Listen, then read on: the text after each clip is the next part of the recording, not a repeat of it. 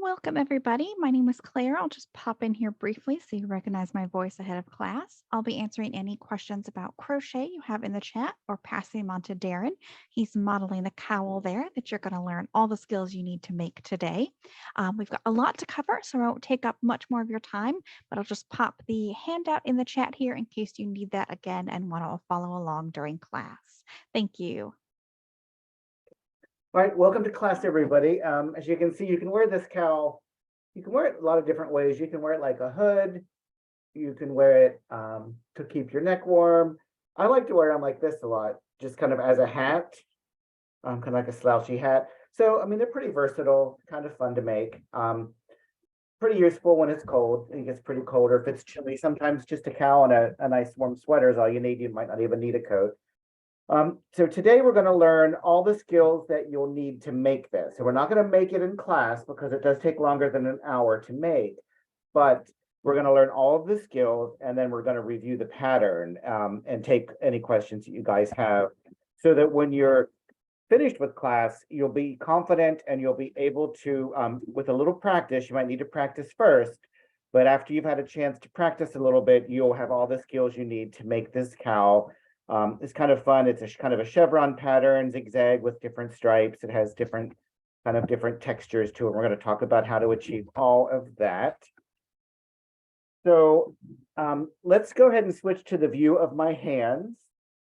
So then we can go ahead and get started. A little bit about yarn, first of all. I'm going to be demonstrating today with this yellow yarn. It's called butterscotch, but it is wool ease thick and quick is the yarn that I'm using. So wool ease thick and quick is what I'm demonstrating with. And I do like demonstrating with a nice thick yarn because the stitches show up better. The stitches are larger, they show up better, and they're easier for students to see. And you can see what I'm doing a little easier. So that's why I'm demonstrating with a different yarn than what the cowl calls for. So if you've bought Heartland in anticipation for the class, then that's perfect. But for demonstrating today, I'm going to be using this wool ease thick and quick. And it comes in a lot of great colors. These are just 3 of the colors. It comes in a lot of different prints and tweeds and different types of things. It's available at lionbrand.com. or at michaels.com, but you can also go into the Michaels store and see it in person. So that's what I'm going to be demonstrating with. Any questions about yarn choice? Whenever you are selecting a yarn, what you want to do is check and see what hook size is being recommended. So this yarn recommends an N13, which is 9 millimeters. If you don't have that one, if you go up or down 1 hook size, it's usually okay for projects like this. We're not going to get too upset over that. Okay, so that's the yarn that I'm using. And then when we review the pattern, we'll talk about some smaller yarns that are more suitable for this pattern. Okay, any questions about yarn or hook choice or selection before we get started? Okay, pretty straightforward. So today in class, our class exercise, if you want to follow along with me, maybe you just want to watch what I'm doing today, and then you can rewatch tomorrow and kind of follow along as you're practicing. But whatever you want to do, I have 25 stitches on this little practice swatch that I'm making. Usually I don't like to practice with this many stitches, but because we're doing decreases today, I have extra stitches so that as I do my decreases, I won't run out of swatch. I'll still have enough swatch to work with. So I chained 26 and I used single crochet. I did 2 rows of single crochet just to kind of give me a foundation to work into. So I have 25 stitches total. The 1 extra chain is for my turning chain. So that's why we're doing it that way. And I'm just gonna go ahead and get started if there are no questions. So I'm gonna finish this row, single crochet. And then you chain 1 for my side. All right, so I'm gonna just do a single crochet, you can see what a single crochet is. And then I'm going to do an increase. So I'm going to add one stitch. So a single crochet, just like normal, you just enter the stitch, bring up a loop, yarn over, and bring it through. Okay. So if I want to add a stitch, if I need to make an increase, I'm going to do it for you now. So here's my next stitch.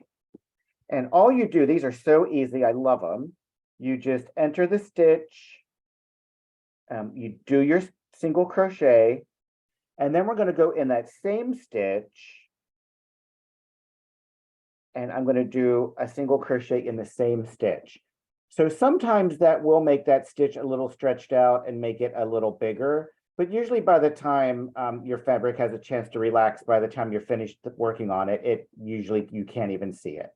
So again, to do an increase, you just do 2 stitches in the same stitch below in the previous row. So I'm going to do 2 stitches in the same stitch. Super easy. And that is taking 1 stitch and turning it into 2. So that is an increase by 1. Any questions about the increase? They're so easy, so nice.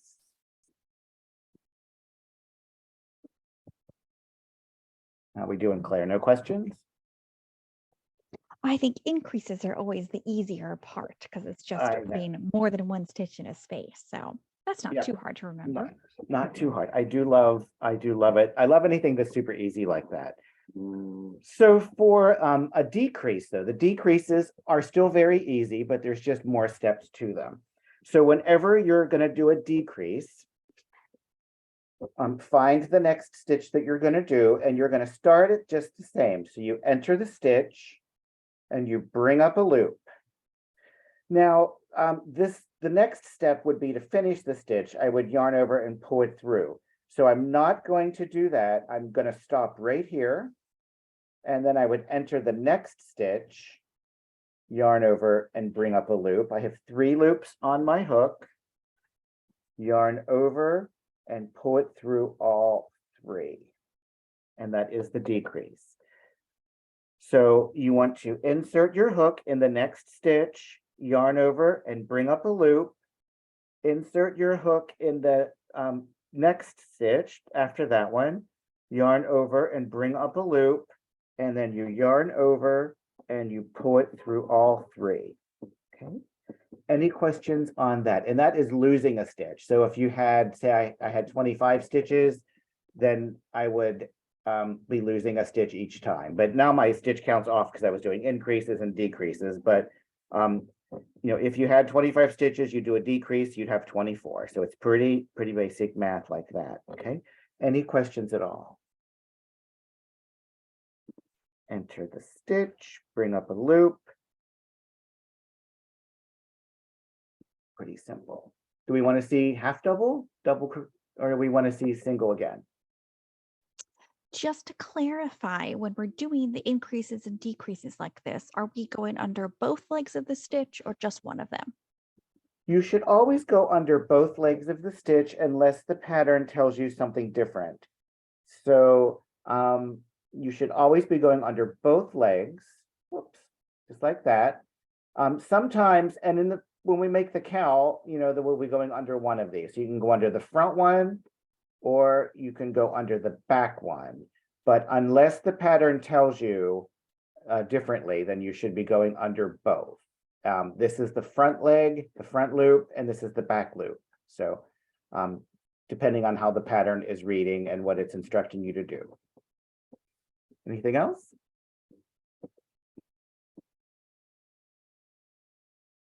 Let's go on to our half double. Go on to half double? Okay. All right. So for half double, so remember, whenever you start a half double, you always start with a yarn over your hook. So yarn over, insert your hook to the next stitch, yarn over, bring up a loop. I have 3 loops on my hook, yarn over, and then insert into the next stitch, yarn over, bring up a loop, 1, 2, 3, 4, 5, yarn over and bring it through all 5. Sometimes you have to tease it through just a little bit. And that is half double crochet 2 together. So half double crochet, you always start with the yarn over, and then you enter the stitch, bring up a loop, yarn over, pull it through all 3. That's a standard half double.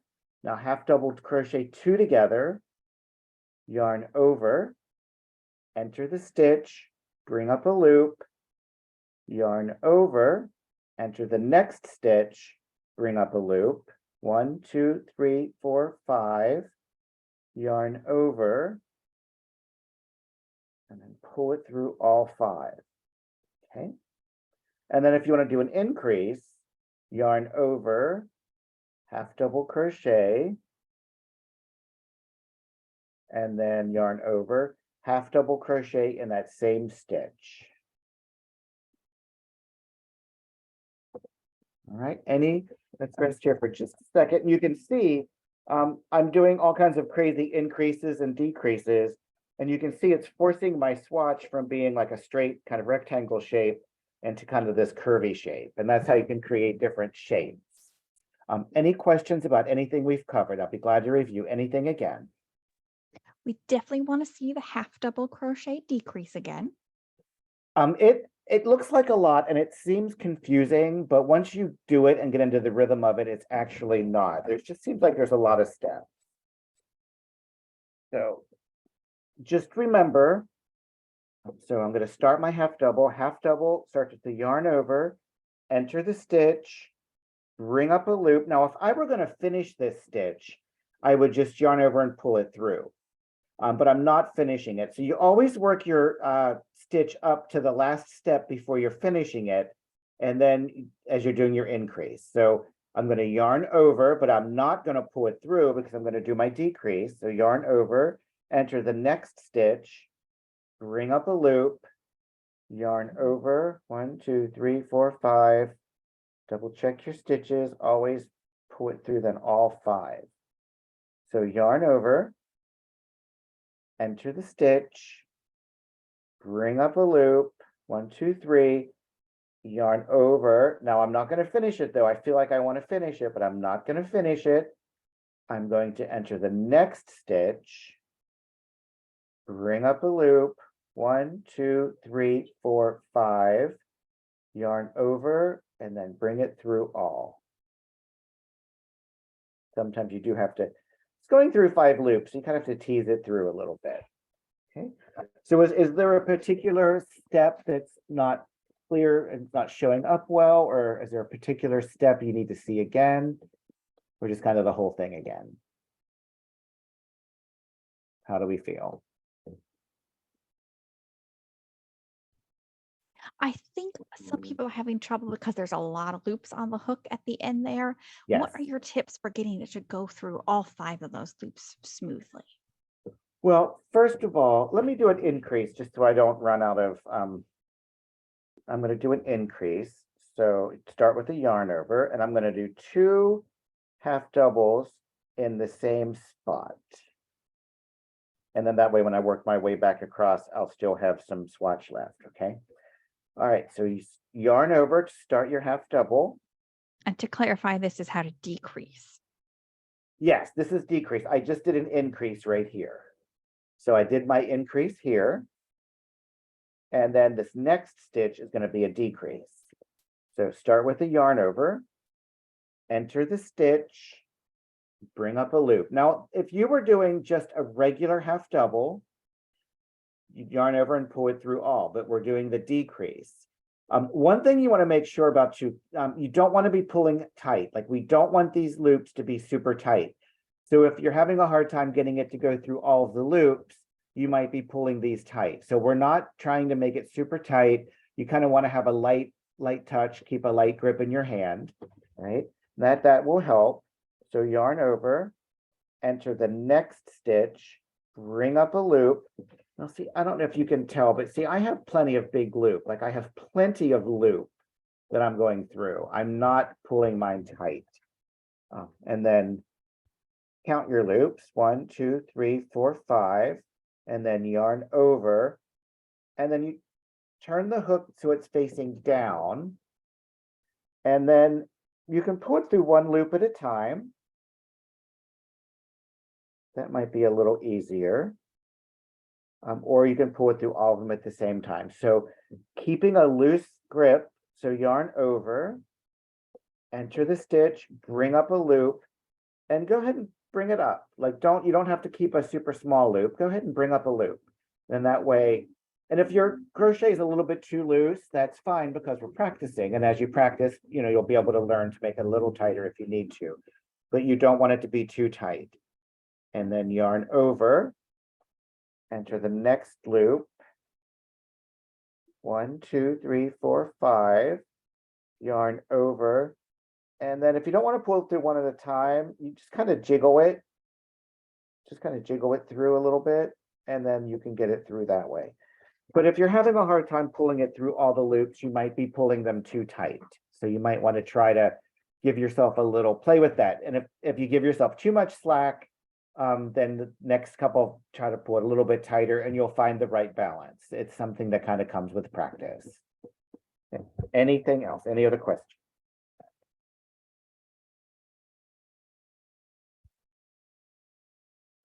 I think we're getting the hang of it here. And then I've typed it in the chat a couple times too, but people were wondering how you would abbreviate this in the pattern. And so for the half double crochet, it's just going to be, it's always going to be your stitch abbreviation. So for half double crochet, that's HDC, and then the number 2, TOG, and that's half double crochet 2 together. Yeah, there we go. Darren's good on screen. Yeah. See, I have everything written out in my notes, so I'm trying really hard not to say anything backwards. But this is what it looks like. And when it's typed, it looks a little bit better. It's a little bit neater. So it's just half double crochet 2 together. Or it'll be single crochet, but it's the 2 together are what will give you that extra instruction. Okay.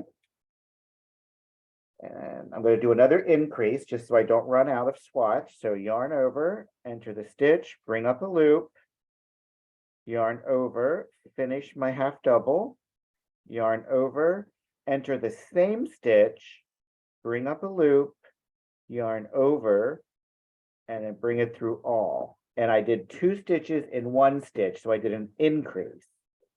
And then this last one, I'm just going to do a standard half double just for fun.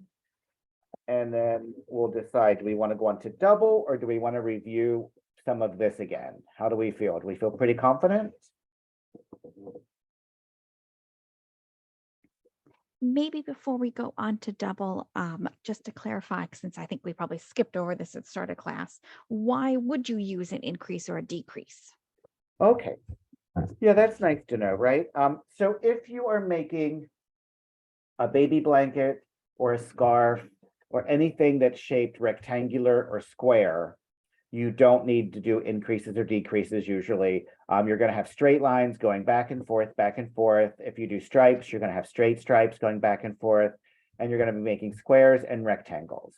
But if you want to make things that are shaped differently, like if you want to make a hat and you want it to do decreases on the top to make it close up to a nice smooth kind of a dome instead of being gathered at the top, or if you want to do a sweater and you might want the arms to decrease as they get closer to the hand and get smaller, or maybe you want to make a teddy bear or like a little rabbit for like a toy for a child or for yourself.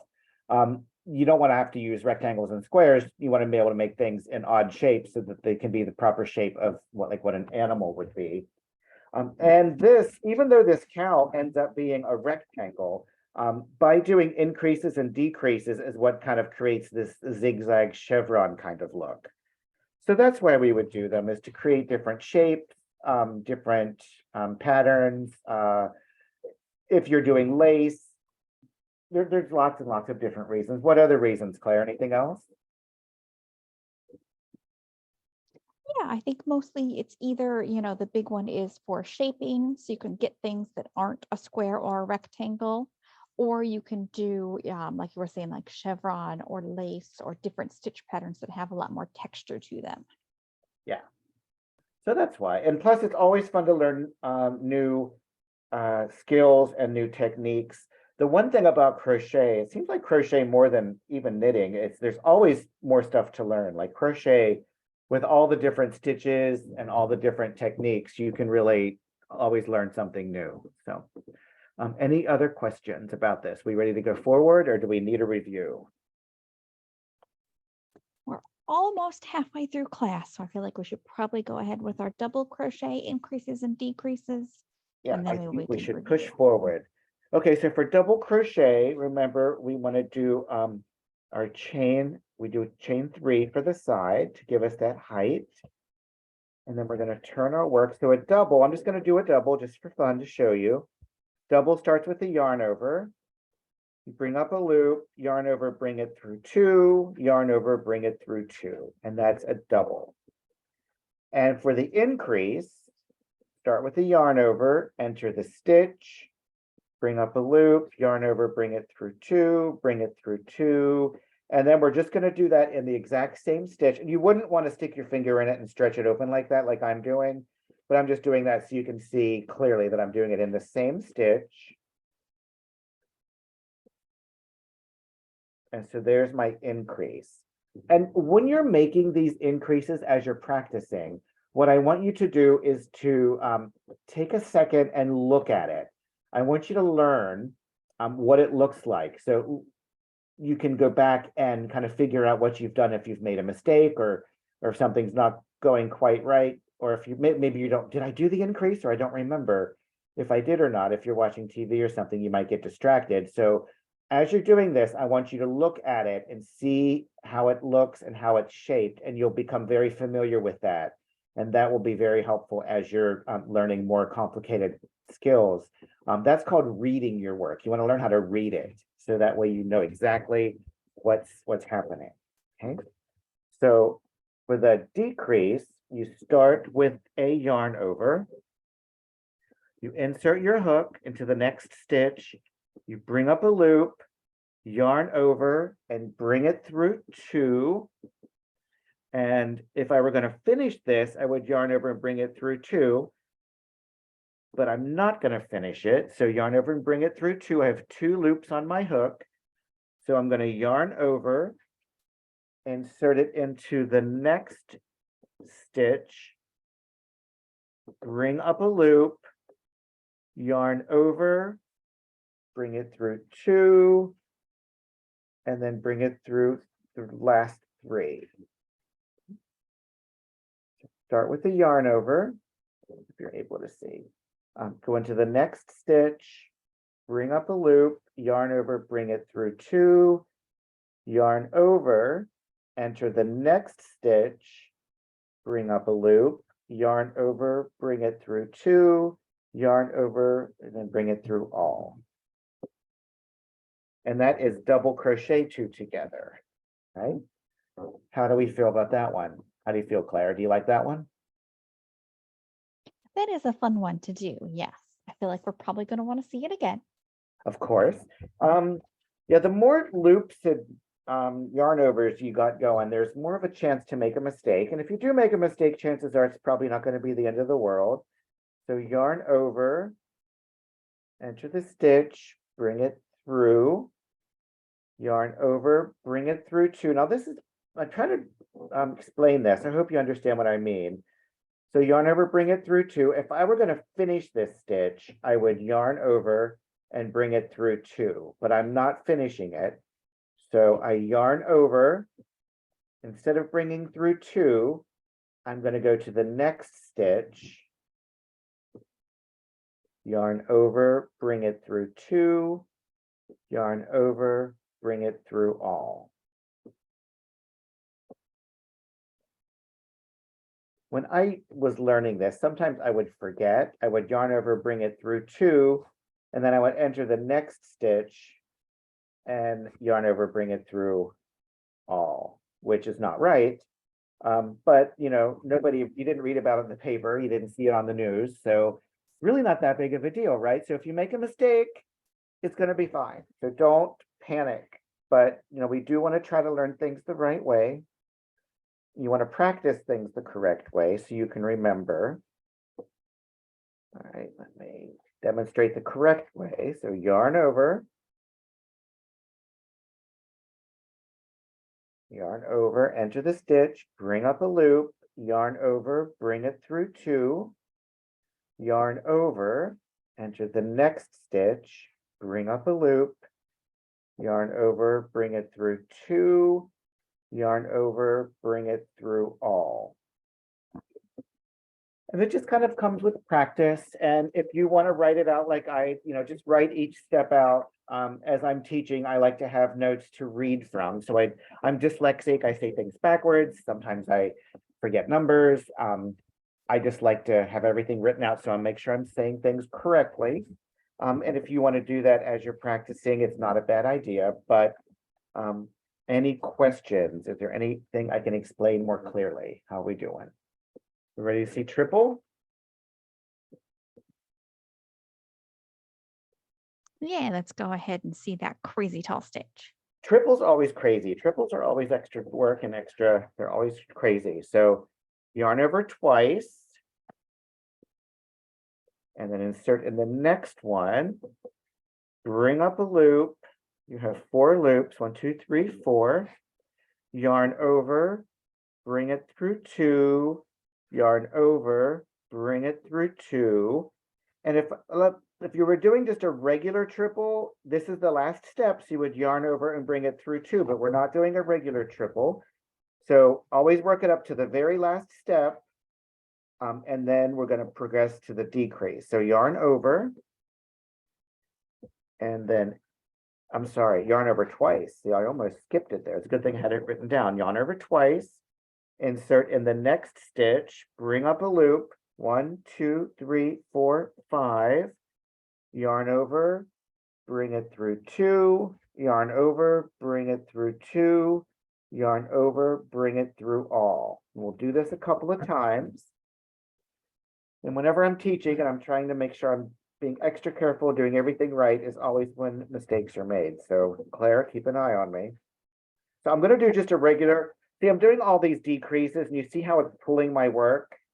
And if I wanted to, or if the pattern called me to do it, or if I needed to for some reason, I could do decreases the whole length of this row could be decreases, just the rest of it. But it might be getting hard for you to see what I'm doing. So I'm going to do a couple of standard stitches just to kind of square it back up a little bit. But depending on what you're making, you could do a whole bunch of decreases in a row or increases or whatever's needed for that project. You wouldn't have to do this. I'm just doing this to kind of square it up a little bit so that it's easier to see. So yarn over twice.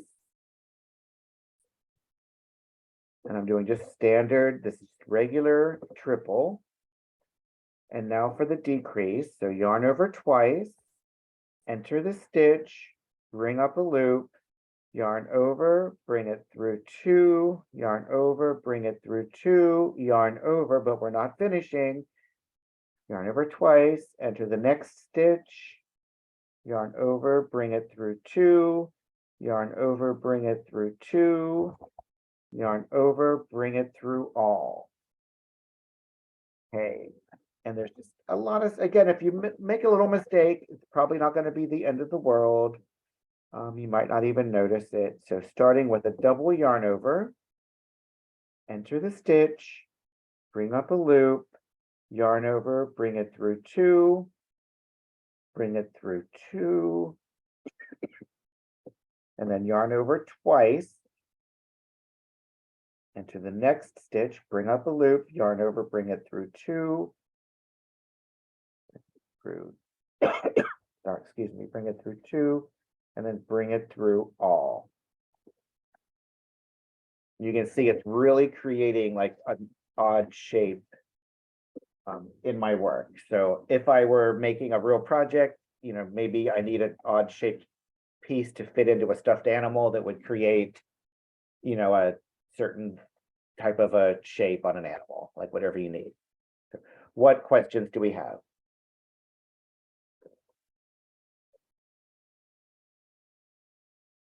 Let's see here.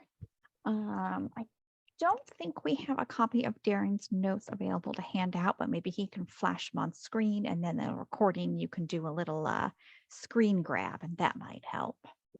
They're not really written for like public consumption. They're just It's just my scribbles, Just your but cheat sheet there. just my cheat sheet for scribbles, just so I don't say things. I know myself. I say things backwards. I say the wrong numbers. I mix things up. It's just me. It's just the life I live. So I try to be very careful not to when I'm teaching, especially. But if you rewatch the video, as I'm just saying, yarn over, bring through two, yarn over, bring through two, you can just kind of write those out as I'm saying them, because that's pretty much what I have written. Anything else about this?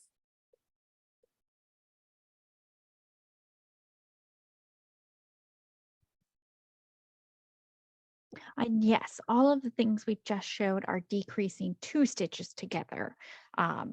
You might have, a pattern that calls for decreasing 3 or 4, but it's all the same technique with just more stitches added down the row. Yeah. And the pattern, your pattern will instruct you to do that as needed, if it is needed for that pattern. All right, any other questions about that? You can see how it's causing like this kind of a curved shape. So this could be like anything, it could be for any purpose. Especially if you're crocheting socks, you need to make increases or decreases because your feet and your ankles aren't shaped like rectangles. So that's why you would need to do it, right? Look at some of your clothes and make sure, some things are just rectangles, but some things, are kind of tapered or round or have bends in them.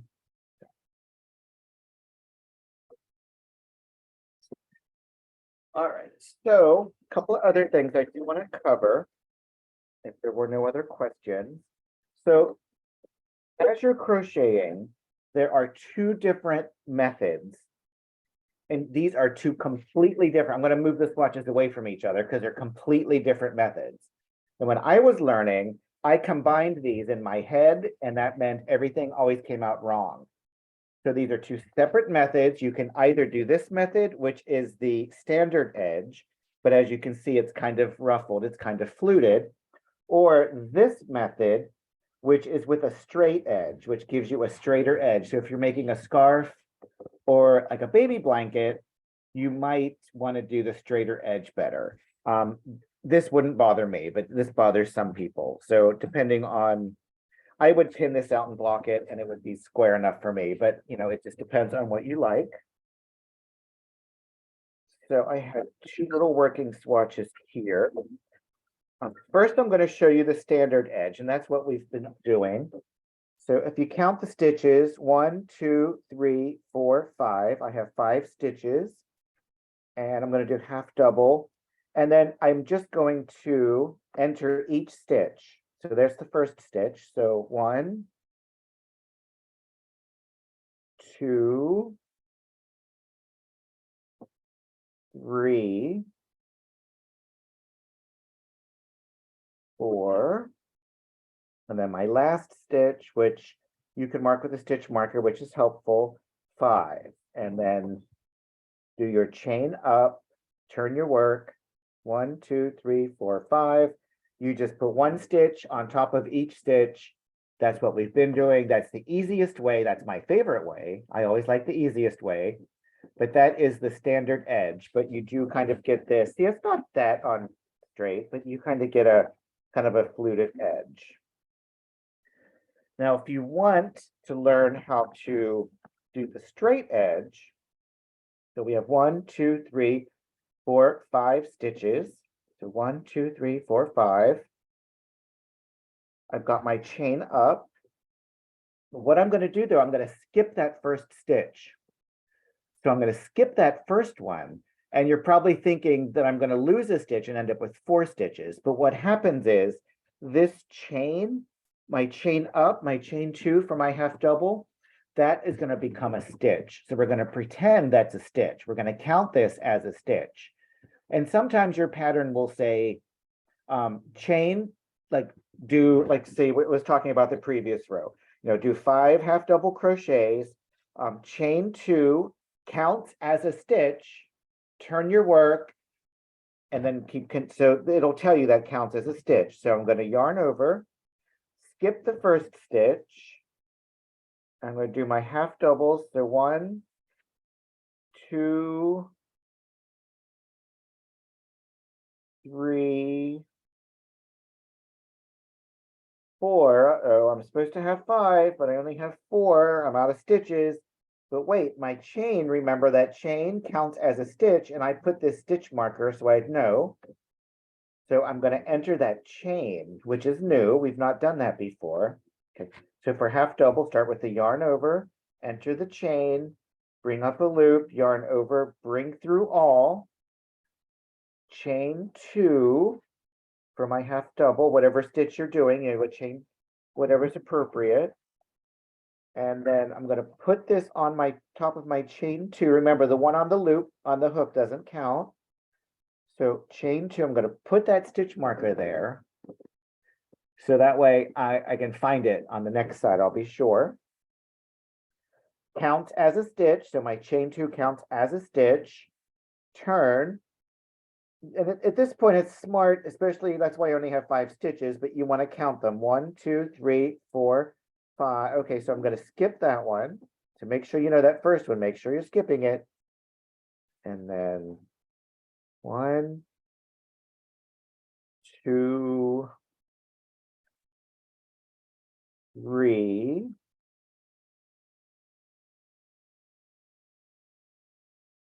4, and then 5. The fifth one goes in that where that stitch marker is in your chain. And that's how it'll give you a straighter edge.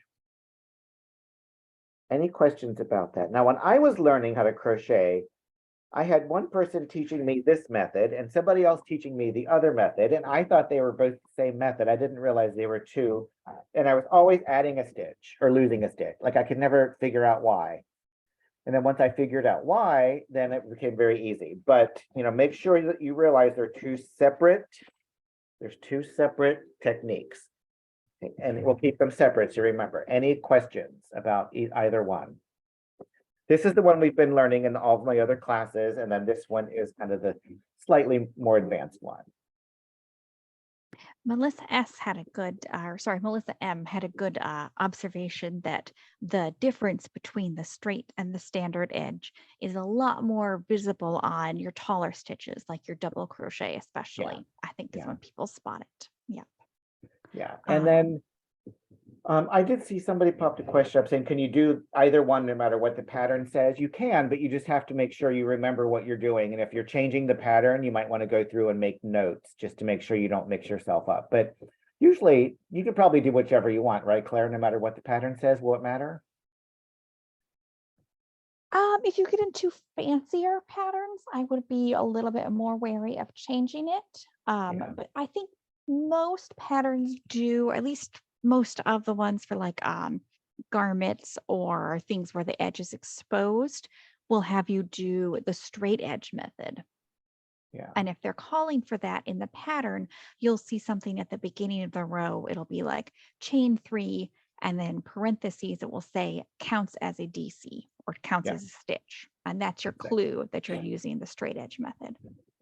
But if you, and it kind of depends on how well you understand the construction of the garments and how well you understand crochet as to whether you can do that or not. So if you really have a full understanding of crochet and you know what you're doing, maybe you've made this project 4 or 5 times, then you can make whatever changes you want. You might be sorry that you've made these changes, but you know, but if you don't really have a full understanding of what you're doing, I would stick with what you're being told exactly. But you know, it just kind of depends on what your level is of understanding, and you only know that. So, but I always encourage people to try stuff. If you have an idea and want to try stuff, go ahead and try it on a practice swatch. Don't mess up your project or ruin nice yarn, but you know, practice it on a practice swatch on some practice yarn, and then you know, make your decisions. But always don't be afraid to try anything new. Okay, so another thing that you're going to need to know, we touched on this briefly. If you're looking at the top of your stitches, you go through here. You've got the front leg and the back leg. So you might want to go, so if you're going through the back leg, you're going to kind of split the stitch. You're not going to go, normally we go through here, but if you're going only under the back loop, you just go that way. So there's the stitch. You can see what I'm doing. You just go through the back loop. Is that coming through clearly? So you go kind of, and you split it. You go right in the middle. Do a single here. And then if you're going to go through the front loop, I'll do it half double. And then you only go through the front and then you kind of come up in the middle.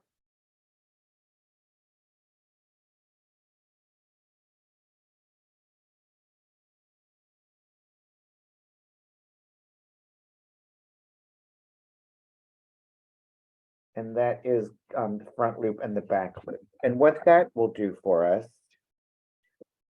is little tiny swatches.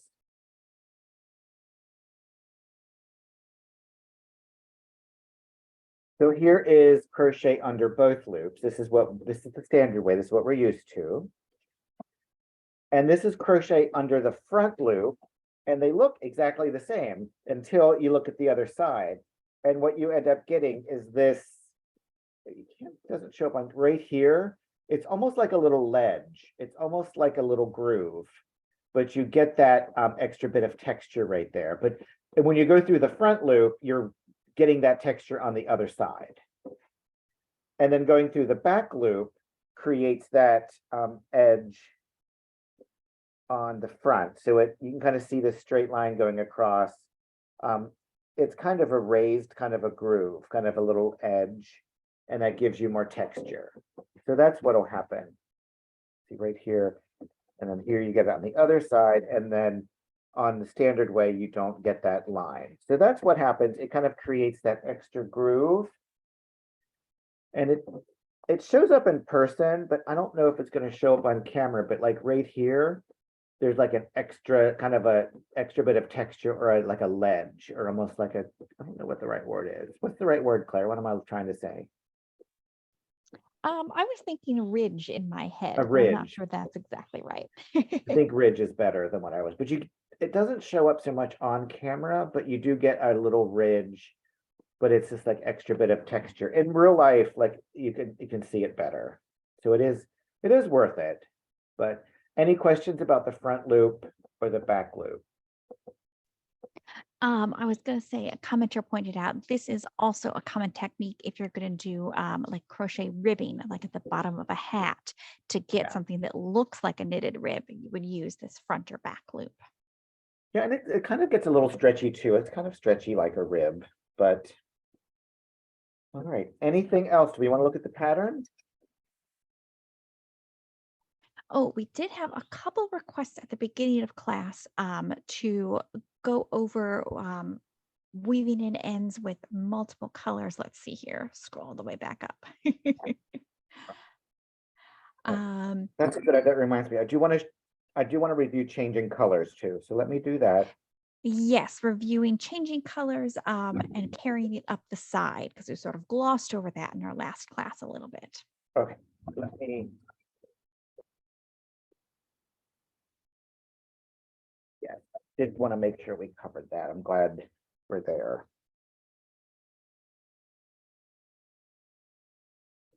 I'm going to add a stitch right here on the end just to give me a little extra. Okay, so I'm going to do a half double, yarn over. I'm going to enter that chain, yarn over, bring it through. And if I wanted to finish this stitch, I would yarn over and bring it through, but I'm going to change color. So I'm going to add my new color, and I'm going to finish that last step with the new color. So it's kind of like when we're doing a decrease or changing color, like we want to work up just to that very last step. And I'm going to chain two, turn, yarn over. I'm going to work quickly so I can get back to it.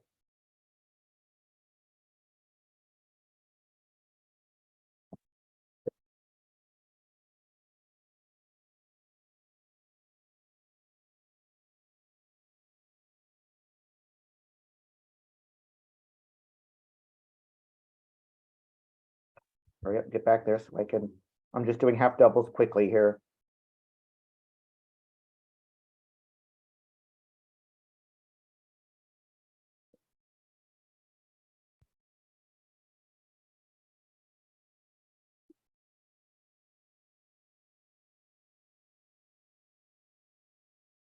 Okay, yarn over, bring up a loop. And if I were going to finish, I would yarn over, bring through a loop, but I'm not finishing. I'm going to use this orange. I'm going to change to orange. I'm not going to cut it. I'm just going to carry it up the side.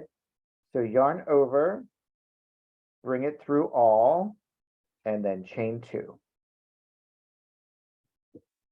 And then what you end up with is kind of these vertical floats. Show you on this piece I have here, where you can see these vertical floats going up the side. And that doesn't bother me so much. They are a little long, so probably not my favorite thing, but in the cowl though, you're going to end up doing a crocheted edge, and that will cover your floats. So any questions about that? Does that make sense? I would probably just leave it. I probably wouldn't crochet over it, but you know, it's a personal choice. Any questions? We've got about a little over 10 minutes left here. Do you think we have time to show how to crochet over the floats, or should we get to our pattern? Let's see if I can find a.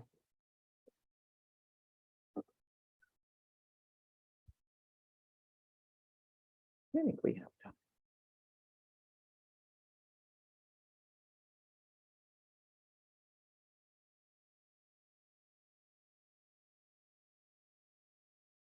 My yarn's kind of in a tangle. All right, so you do want to be careful when you're crocheting along the edge. You want to kind of get yourself kind of right there on the right edge on the corner. You don't want to kind of overlap it on this side. So just kind of double check where you are. And you're going to bring up a loop. And then whatever you're doing, if you're doing single, double, or half double, or triple, you would chain. I'm just going to demonstrate. I'm going to do half double. I always end up reverting to half double, so I'm just going to do it. So you would yarn over, and you don't want to go too deep. Like you don't want to end up going like way down too deep. So just kind of go through there. And this might be a little bit of a trial and error as you're going. So don't be upset if you do have to rip it out and maybe go again, because sometimes this is hard to get it nice and get it even. Don't put super tight. Again, you want to kind of have a nice light hand. And as you practice, you'll end up, you'll get more of a gauge on like how far apart your stitches should be spaced. If you do too many stitches, it'll end up being kind of ruffled. And if you don't do enough, then it'll be kind of stretched out. So just as you're going, just kind of stop. Make sure it looks nice. Double check. It's still laying flat. You can see I went there. Maybe I'll go here. Do you have any good advice on this, Claire? I just do it by trial and error. I'm not sure. What are the rules? I know in knitting there's rules on this, picking up stitches on the edge, but is it skip one or? I feel like when I've done a crocheted on border, it is more trial and error than it is in knitting. But just make sure that you're going under at least 2 pieces of yarn. You don't want to go under just that big float, because then you'll get a big old hole on your edge. No, you're covering the float. You're not crocheting into the float. Yeah, do not crochet into that float, or else you'll get like well, it could look like a lace edge. I mean, but I wouldn't recommend it. Yeah, don't do that. Try to always go the same depth. Like you wouldn't want to all of a sudden do a random, like really deep one and then do a super narrow one, or you're going to end up with that. And you don't want to do like a bunch, like spaced out differently. Like, see, I did 2 there, and then I'll space it out. Like, you don't want it to look like that. You want to make sure you're spacing them out evenly and always trying to go the same depth. And as you're working, the good thing is you can see how you can see that was wrong. I went under the floats there because I wasn't paying attention.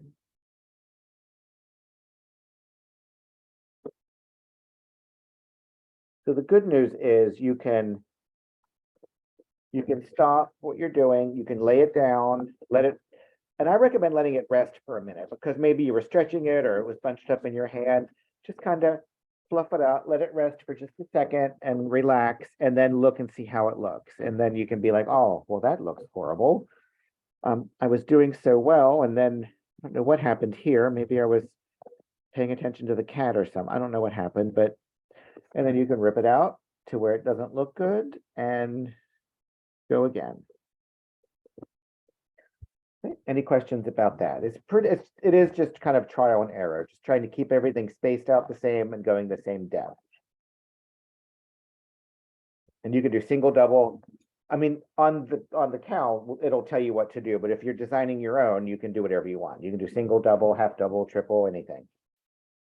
Okay. Any questions on that? Well, we've got under 10 minutes left, so I feel like we should look at this cowl pattern here. Oh, shoot, I hope I have it.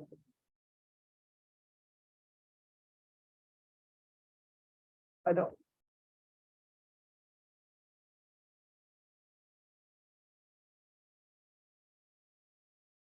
I might have to run and get it. Claire, talk for a few minutes. Tell a story. I'll be right back.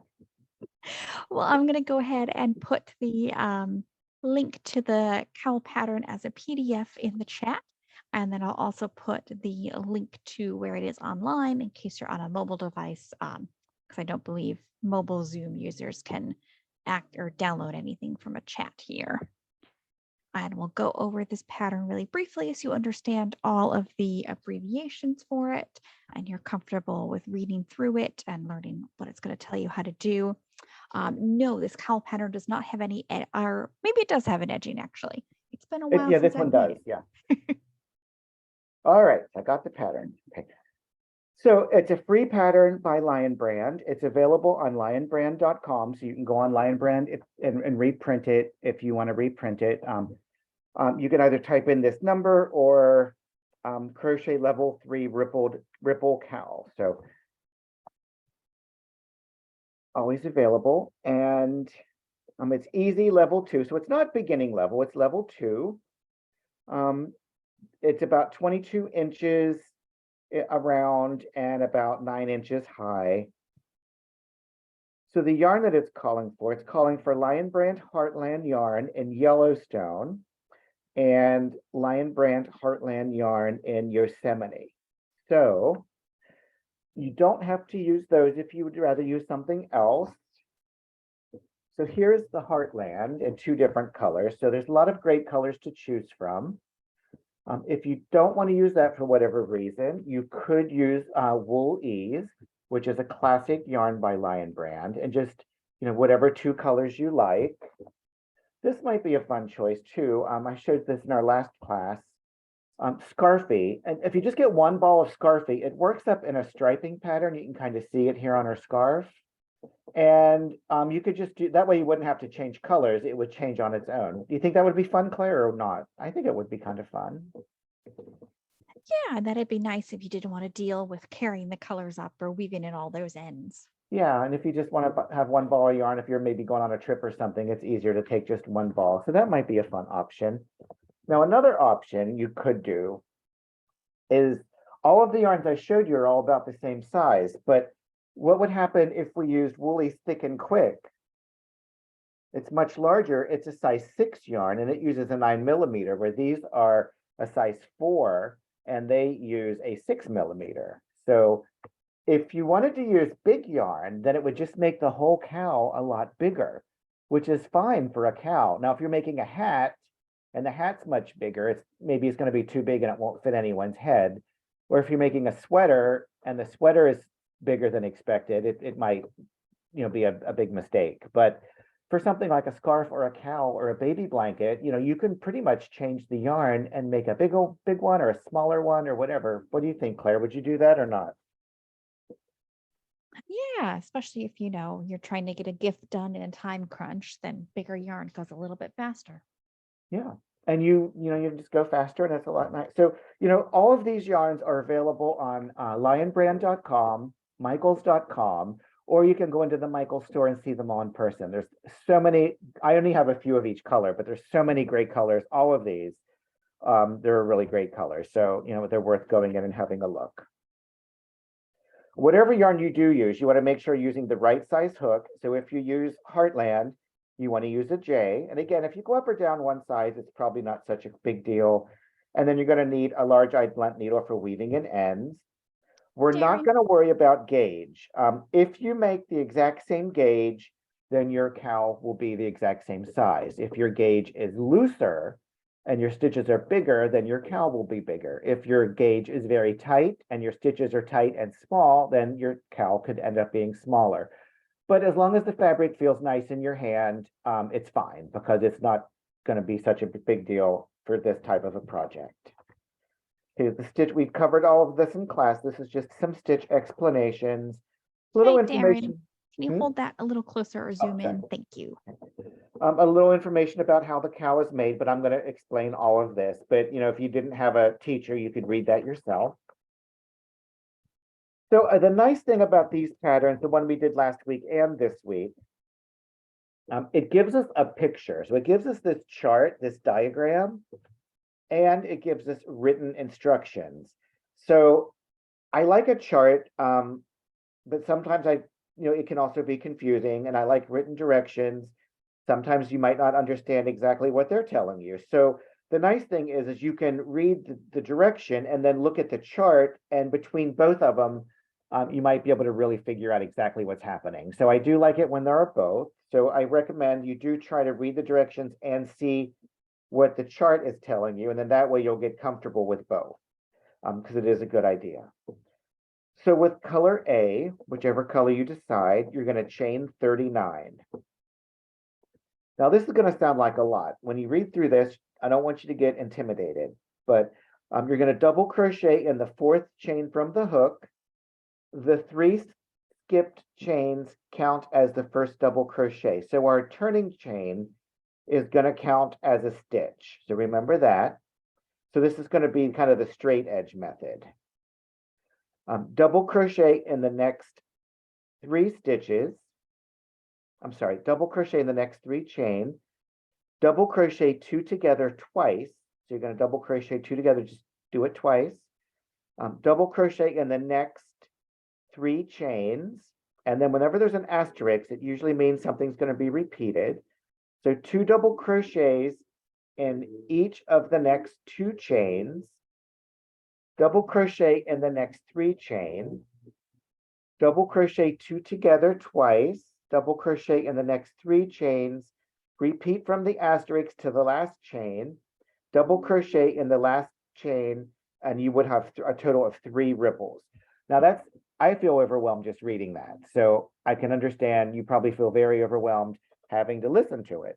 So one thing I do to kind of make things a little bit easier for me is I will take a Post-it note and I will block out everything that I'm not looking at. So now I don't have to worry about any of this. And then sometimes I'll take a pencil or maybe a marker or something. Let me see if I can find one that writes. And because this first bit, you're just doing it once. So sometimes like maybe I'll kind of do that. So I know that's where my repeat happens. And this is where my repeat stops. So just anything to kind of mark it for you. You could maybe use a highlighter. And so really all I need to focus on is this and this. Like I can just, once you get through this first bit, that's done, 1 stitch at a time. And then, if you're looking away and you glance back, your eye will hit right here right away. And then you'll know this is where my repeat is. So this is really all I need to focus on. So 2 double crochet in each of the next 2 chains. And there's a comma there, so maybe I'll put a break, a hard break there, so I know that's the first, that's one step. Double crochet in the next 3 chains, and then I know that's the next step, and then double crochet 2 together twice.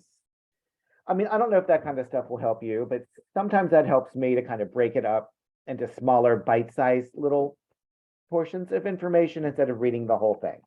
How do you do it? Claire, you probably just read the whole thing once and just do it, right? For crochet, sometimes those rows can get sort of they're very long and wordy. So usually what I do if there's a repeat in it, I will just highlight the repeat so that that part is easier to find. Yeah, so if you have a highlighter pen, that's a little bit easier. And then sometimes I'll take Post-it notes and block out what's above it and below it. So that way my eye only goes right to what I need to see. So that's, I mean, just don't let it overwhelm you. Once you do it a few times, it really does start to make more sense. And just remember, there are only 7 rows, and you're just going to keep repeating them over and over again. So once you've done them all a couple of times, really you'll have them memorized. I know you don't believe that, but it really does start to make more sense as you're going. Okay. Any questions about that first line?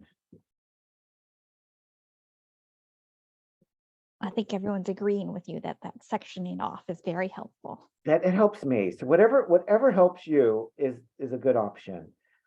So row number 2 with A, chain 3, and it counts as your first double crochet, turn, working in the back loops only. Now remember, we talked about the back loop only. You're going to kind of go in the middle of the stitch and kind of split it as you're entering it. Double crochet in the first stitch, double crochet in the next 3 stitches, double crochet 2 together twice. We know how to do all of these things. We just need to keep track. Double crochet in the next 3 stitches. And then there's our asterisk. This is our repeat, so you could highlight that. It would be helpful maybe. 2 double crochet each of the next 2 stitches, double crochet in the next 3 stitches, double crochet 2 together twice, double crochet in the next 3 stitches, and then repeat. And then you're just finishing it off. Once you get to the end, to the beginning, you're gonna 2 double crochets in the top of the beginning chain, and you'll change to B. So you'll change color the way I showed you to do that. But you're putting that last bit in the top of the chain. So if you mark the top of your chain with a stitch marker like I showed you, it'll be a little bit easier to keep track of where you are. Rows 3 and 4 with B, so you've changed color, you're going to chain 2. That counts as your first half double. So we're doing a half double. Turn, working in the back loops only, so we know how to do that. Half double crochet in the first stitch, half double crochet in the next 3 stitches, half double crochet twice, 2 together twice, half double in the next 3 stitches, and then there's the asterisk. We're just going to do exactly what it says. I don't know if it's helpful me reading this out loud, but it's just all pretty much the same as we're going on. Is it helpful if I read it out loud and go over it? I mean, it just seems like what do you think, Claire? Well, we are about 5 minutes over our time. So yeah, I just feel like I'm reading this out loud and it's probably not, but just do each stitch one at a time. Use your Post-it notes and your highlighters to keep track. The hard part is keeping track of where you are.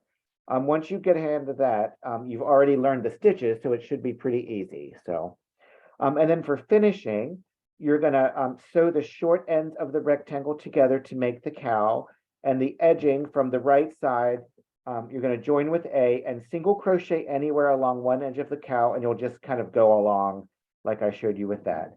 Do you want to see quickly? Do we want to see a little bit of seaming, or maybe some people have to go? Quick question. What is your tip for remembering which row you're on if you have to put your project down and come back to it? That's where the Post-it notes would help. Like if I have Post-it notes on my row, then I know that's the one I was working on. You could, some people use a clicker, like a stitch, like a counter. I don't know. What do you do, Claire? I would finish the row. I wouldn't try not to finish. I would try not to put it down mid-row. That's one thing. Yeah, I try to finish the row, and I will either use, like you said, one of those clicky row counters, or sometimes I go analog and use tally marks on my pattern. Yeah, tally marks but if my Post-it notes are there, then I'm sure, right? I don't know. So whatever way works for you best. So here's with a large-eyed blunt needle. Kind of.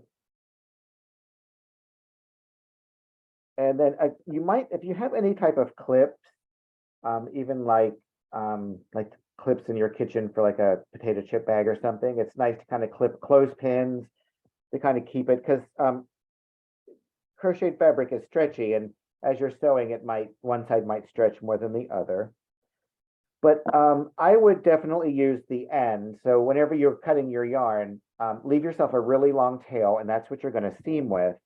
But I'm going to seam with a different color so you can kind of see what I'm doing.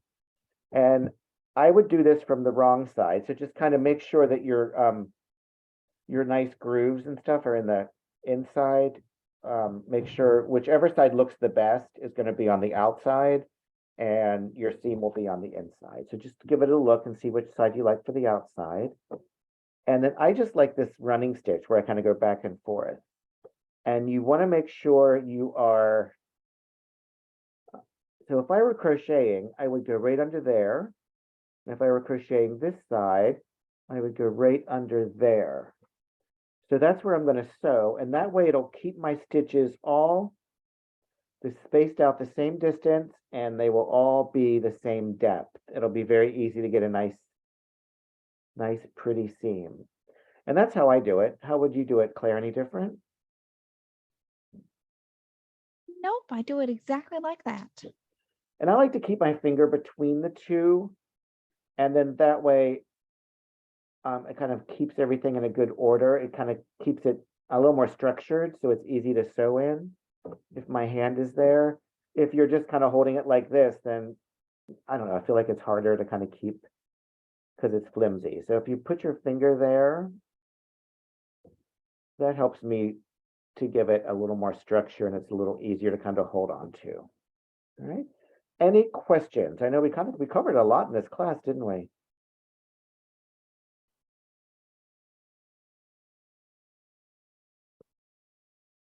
And then that's it. All right.